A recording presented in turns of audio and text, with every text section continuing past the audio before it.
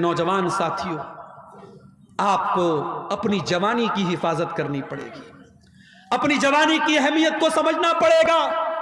اللہ کی قسم دل دکھتا ہے جب فجر کی نماز میں یہ چند بوڑھے ہمیں مسجد میں نظر آتے ہیں۔ نوجوان کہاں مر گئے؟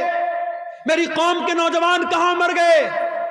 وہ رات کو 2-2 بجے تک 3-3 بجے تک واٹس ایپ پر چیٹنگ کرتے رہے، لڑکیوں سے باتیں کرتے رہے، عیاشیاں کرتے رہے، فیس بک کی ریلز دیکھتے رہے، یوٹیوب کے شارٹ دیکھتے رہے، بے حیائی کے مناظر دیکھتے رہے۔ رات کو 3-3 بجے تک ہمارا نوجوان یہ سب دیکھ رہا ہے، اور فجر کی اذان جب ہوتی ہے اور مؤذن کہتا ہے الصلاۃ خیر من النوم، نماز نیند سے بہتر ہے، ہمارا نوجوان بستر پہ سویا رہتا ہے۔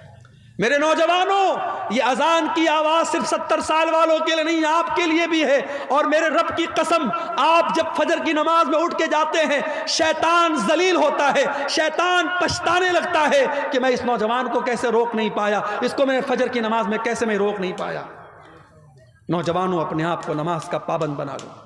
اور بعض نوجوان مجھ سے پوچھتے ہیں، میرے پاس واٹس ایپ پر میسج بھی آتا ہے، شیخ صاحب گندی عادت میں پڑ گیا ہوں، گندے ویڈیوز دیکھنے کی عادت ہو گئی، لڑکیوں سے چیٹنگ کرنے کی عادت ہو گئی، حرام کام کی عادت پڑ گئی، شیخ صاحب کوئی علاج بتا دیجئے، کوئی طریقہ بتا دیجئے۔ آؤ طریقہ بتاتا ہوں قرآن کی روشنی میں۔ گندی عادتوں سے بچنا ہے، بری عادتوں سے بچنا ہے، عیاشی سے بچنا ہے، موبائل کے غلط استعمال سے بچنا ہے۔ ایک نسخہ بتاتا ہوں، نوٹ کر لو میرے بھائی۔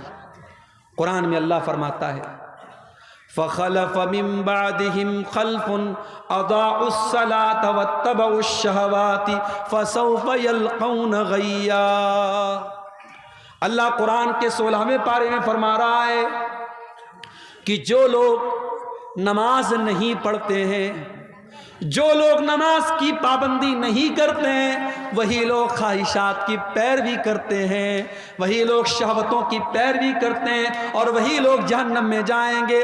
اس کا الٹا یہ مطلب نکلا کہ جو نماز کی پابندی کرے گا، جو 5 ٹائم کی نماز ہر حال میں پڑھے گا، وہ خواہشات کی پابندی سے بچے گا، وہ غلط شہوتوں سے بچے گا، وہ عورت کے فتنے سے بچے گا۔ وہ جس کو یہ رات میں فکر ہوگی مجھے صبح فجر کی نماز جماعت کے ساتھ پڑھنی ہے، وہ رات میں کوئی گندا کام کرنے کے پہلے 1000 بار سوچے گا، وہ موبائل پر کوئی گندی چیز دیکھنے کے پہلے 1000 بار سوچے گا کہ یار میں نمازی آدمی ہوں، یہ چیز مجھے سوٹ نہیں کرتی ہے، وہ بند کر دے گا، وہ نہیں دیکھے گا۔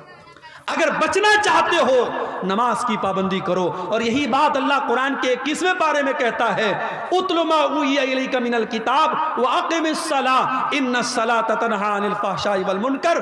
اے نبی، قرآن کی تلاوت کرو اور نماز کی پابندی کرو، نماز بے حیائی اور برائی سے روکتی ہے۔ یہ 2 کام کر لو، قرآن کی تلاوت پابندی سے کرو اور نماز پابندی سے پڑھو، پھر دیکھو بے حیائی سے بچتے ہو کہ نہیں بچتے ہو، برائی سے بچتے ہو کہ نہیں بچتے ہو۔